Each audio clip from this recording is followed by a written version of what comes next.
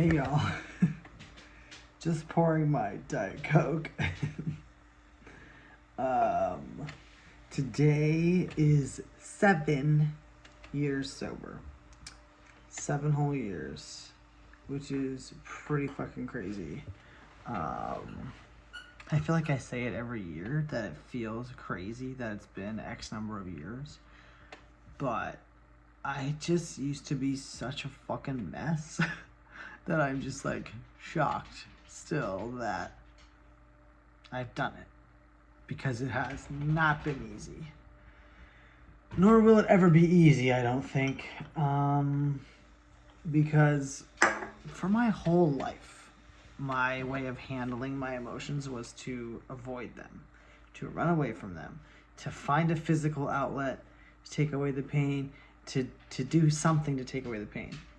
When I was a kid, it was like kicking my bedpost over and over till 100 times till my foot was throbbing, or like closing my hand in a door, or any of these things to kind of like have an outlet for the negativity I felt, you know.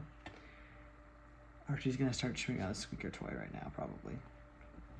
You know, and then in my teens it was cutting, and then it became drinking as like my escape from reality, my escape from dealing with emotions, my escape from dealing with hard stuff.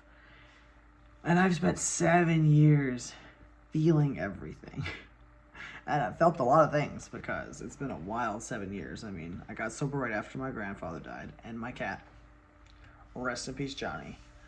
That was the hardest thing ever. And I've always struggled because the timelines are the same. I got sober the same month that they died. And so it's been 7 years without Pop-Up, 7 years without Johnny, and 7 years sober. And I struggled for a long time that first year of sobriety to be counting up the same. I was like, I'm so proud of myself for doing this, but it also means more time without someone who I loved and without my cat. And, you know, so it was hard for me to kind of like balance the two back then. And sometimes I do still think about that. Like, you know, every time I celebrate my sobriety, it's like reminding me that Papa's been dead for that long and Johnny's been gone for that long and stuff like that. So let's have a sip. So, I used to love a Jack and Coke. Now I just have the Coke. Whiskey was my favorite. I miss the smell of it sometimes. I mean, I miss the taste. I miss what it did to me, but I miss the smell of it too. And I've never understood people that can like drink non-alcoholic versions of alcohols, because I'm like, that feels like a slippery slope to me, because if I even tasted that again, I would be like, I want the real deal. Like, where's my drunk, you know? I miss that feeling when you're getting buzzed. I feel like I say that every year too. I miss getting buzzed. I miss getting drunk. I miss doing that. My body wants to do that, but I can't. And I know that if I even tried to like be a one drink person, like, I don't think I could. I think I would start sneaking it. I would start hiding it. I would go back into those old habits. Yeah, so because a lot of people ask me, like, at this point, they're like, oh, do you think you could just be like a social drinker, or like, you know, a one and done kind of drinker? And I just don't think I could. Like, I know Archie and Lola are playing. I know that I would like not be able to stop myself. There were so many times in my early sobriety relapse cycle where I was like, I'm just gonna have one, and I would have 10. Archie, hey, you guys, Archie, hey, where's my squirt bottle? Shut up. I just squirted the table more than anything. Where's the good squeeze bottle? Come on now. I'm trying to talk, you guys. So you want to go ahead and be quiet? Thanks. Here comes my good boy, Rubens. My good boy. He's my good boy. Yes. Yeah, more than anything, I just like am glad that I've stuck it out this long, because there have been many circumstances in my last 7 years that would have led anyone to drink. I mean, a global pandemic, that was fucking hard to not drink through it. Another Trump, 2 Trump elections I couldn't drink through. Are you kidding me? Are you kidding me? a divorce.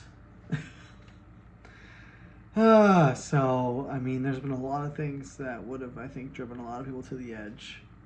And I've been on the edge. I mean, I'm not going to lie and say I haven't been tempted and haven't had really close calls, because I have. Like, I still fucking think about it when something goes wrong. Like, today, Tori and I were in a little tiff. And, like, this little thought in the back of my mind was like, it would help you forget about this for a little while. Like, that thought is always there.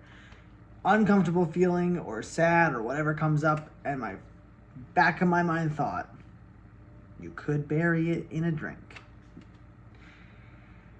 Which is not, like, entirely true, because, like, yeah, it goes away for a little while, but it comes back. And,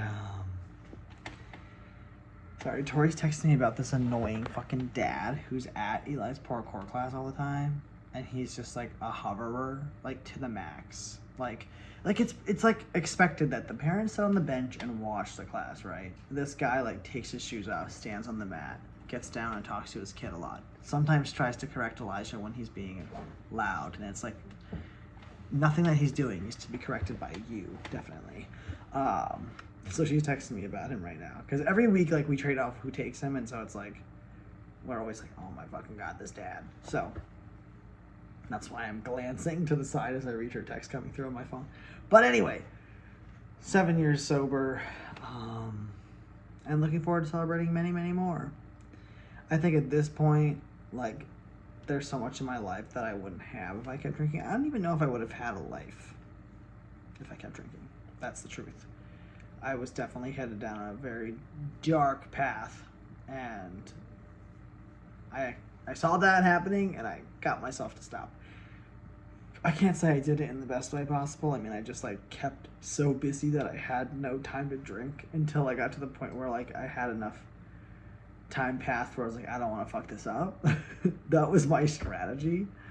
And, like, when I was with Han, they could smell anything, and I was like, I can't ever fucking relapse with Han because they could smell it from a mile away. And, like, Tori has a good sniffer. She's always like, I would know. I would totally know. I was like, even if I, like, chewed gum and sobered up, she's like, I would know.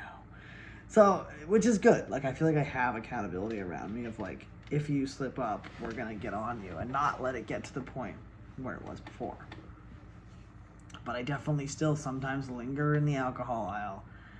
There was a client when I was still cleaning houses, like, she had an open bar set up, and the very last time I was there, I was just like, I am so tempted by the little nips of whiskey that she had. Like, I stood there and looked at them for like 5 minutes straight. I was like, I want to just take one. Like, she wouldn't notice. There was so many. There was like 10 or more of them on the thing. I'm like, I don't think she noticed I'm missing.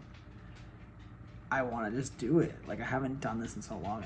I wanted to just smell it. I wanted to taste it. It was like, I didn't, obviously. And I have a lot of dreams where I get drunk. And, like, I'm so loose and free and, like, all of that. And then, like, the next morning I wake up and I'm like, oh my god, was that real? And I'm, like, paranoid that I'm like, oh my god, I can't say I'm sober anymore because I just got drunk last night, you know? Just a dream.